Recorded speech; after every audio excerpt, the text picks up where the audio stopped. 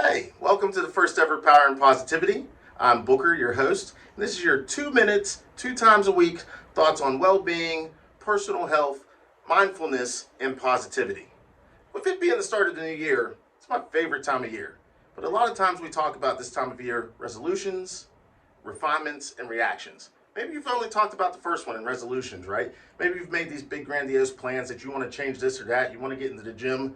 Well, here's the thing about resolutions, right?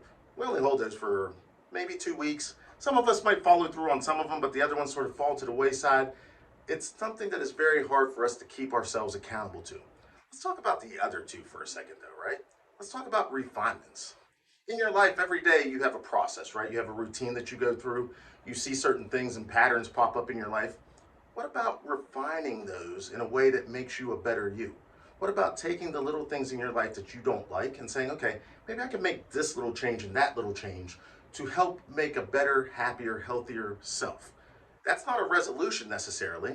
You're just improving on something that you've already done.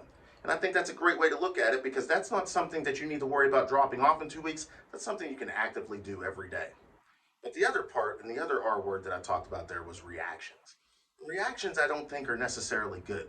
Sometimes we have illicit reactions to things that have happened in our lives and we're saying, well, we're never going to do this again, or we're going to completely change the way we do this. And maybe that's not the way we need to go. Maybe what we need to do is when we actually have those reactions, most of the time those reactions are wrong, and we need to sit back and settle in and say, okay, is that really how I feel about it? A lot of times the reactions we make comes with some of the biggest mistakes of my life. And my life has had some of those as well. But I've learned how to deal with those and recognize that I do have a reaction. With that, you can make a better you by thinking about resolutions, refinements, and reactions. I'll talk to you next time on Power and Positivity.